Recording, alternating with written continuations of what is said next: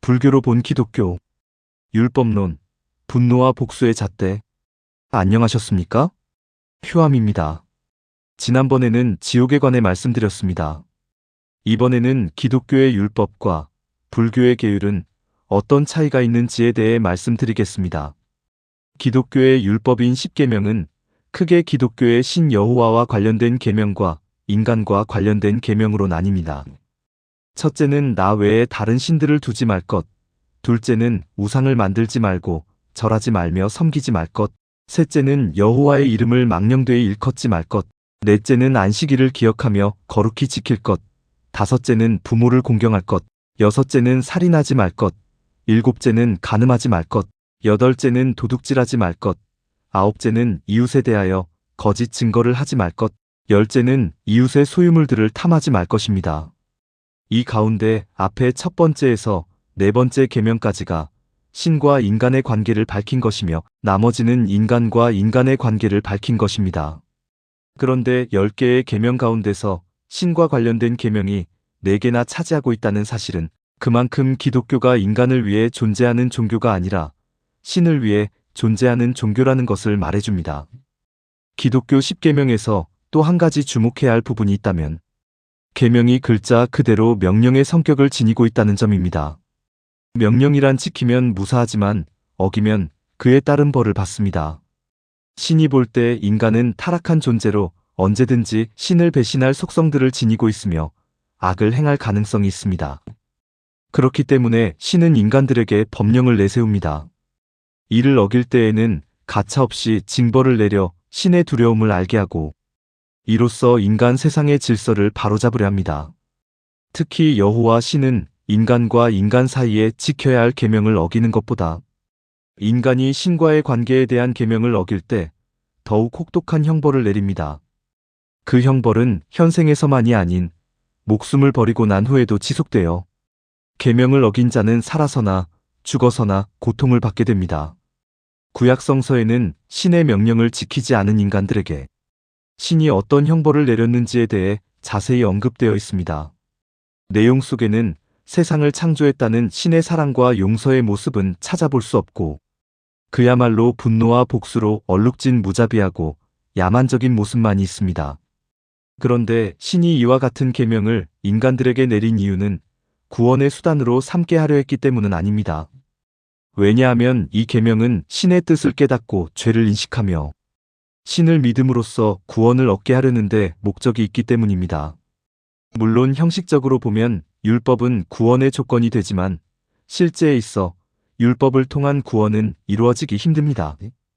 다만 인간 스스로 율법을 다 지키려고 애를 써도 심판에서 벗어날 수 없음을 인정하게 만들려는 것뿐입니다.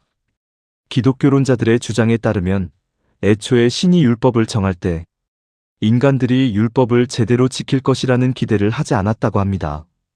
인간들이 율법을 다 지킬 수 없다는 점을 신은 알고 있었다는 것입니다. 그러다 보니 구약시대의 인간들에게 있어 미래는 어둠과 공포 그 자체였습니다.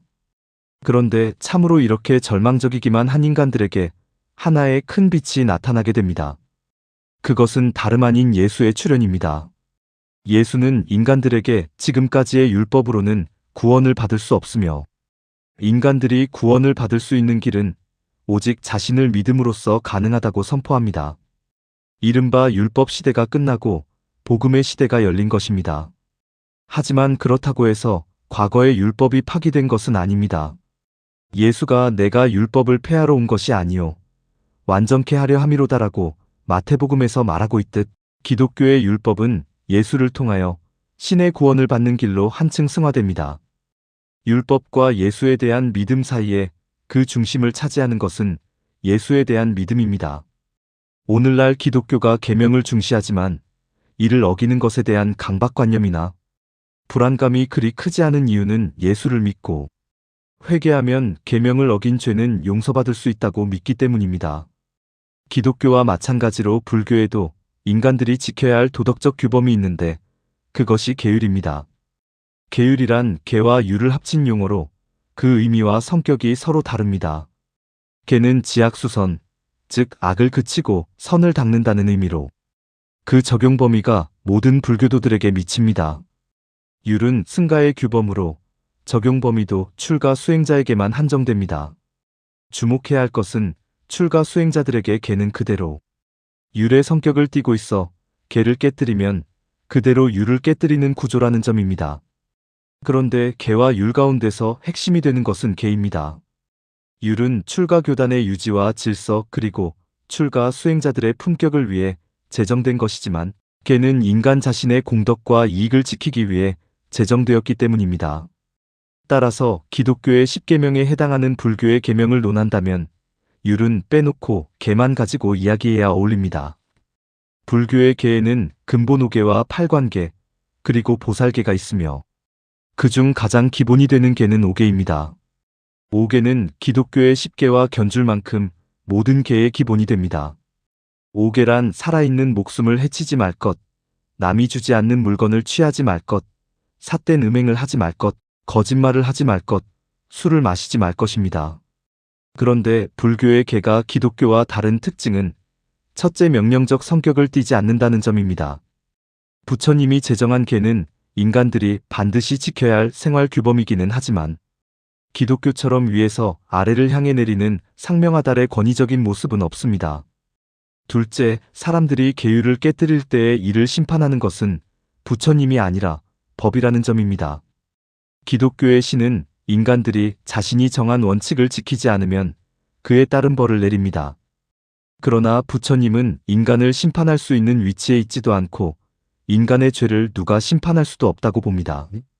만약 인간들이 계를 깨뜨리고 죄를 지었다면 이를 심판하는 것은 신이 아니며 우주에 정해진 이치로서의 법이 심판한다고 가르칩니다. 그러다 보니 불교에서는 신으로부터 벌을 받을까봐 계율을 지키는 것이 아니고 인과응보의 법칙이 두려워 계율을 지킵니다. 신을 믿느냐, 인과를 믿느냐가 기독교 윤리와 불교 윤리의 큰 차이점입니다. 셋째, 불교의 계율은 부처님과 인간의 관계를 중심으로 엮어져 있지 않고 인간과 생명의 관계를 중점적으로 다루고 있다는 점입니다. 앞서 살펴본 바와 같이 기독교의 10계명은 그 가운데 무려 4가지 계명이 인간이 신을 어떻게 섬겨야 하는지에 대해 이야기하고 있습니다. 이는 인간이 세상을 살아감에 있어 가장 염두에 두어야 할 대상이 창조신임을 잊지 말라는 것입니다. 하지만 불교의 5계는 모두 인간이 다른 생명들에 대해 어떻게 행동해야 할 것인가에 초점을 두고 이야기하고 있습니다. 인간에게 가장 귀하게 여겨야 할 대상이 세상, 어떤 존재보다도 모든 생명에 있다는 점을 가르쳐주고 있는 셈입니다. 기독교의 모든 교리는 이 땅에 존재하는 생명보다는 신의 가치를 우선합니다. 그러나 불교의 모든 교리는 신이나 부처님이나 살아있는 생명은 동일한 가치를 지닌다고 가르칩니다. 끝으로 불교에서의 파괴는 부처님이 씻어주지 않고 스스로 노력해서 씻을 수 있다는 점이 기독교와의 차이입니다. 기독교는 인간이 계명을 어겨 죄를 범하게 되면 신의 섭리와 예수에 대한 믿음을 통해 정화된다고 믿습니다. 그러나 불교는 인간이 계를 깨뜨리고 죄를 범하게 되면 결코 남이 대신에 씻어줄 수 없고 계를 깨뜨린 본인이 직접 참회를 하고 선업을 쌓아 그 마음을 밝혀야 한다고 가르칩니다. 중요한 것은 아무리 과거에 계를 깨뜨렸다 할지라도 수행을 통해 열반에 이르면 그 허물이 완전히 사라져 더 이상 계율을 범하게 되지 않는다는 사실입니다. 이상과 같이 불교와 기독교가 다 함께 세상의 윤리를 가르치고 있기는 하지만 타력 종교와 자력 종교 사이에는 이렇게 적지 않은 차이점이 있습니다. 감사합니다. 다음 시간에는 지배론에 대해 말씀드리죠.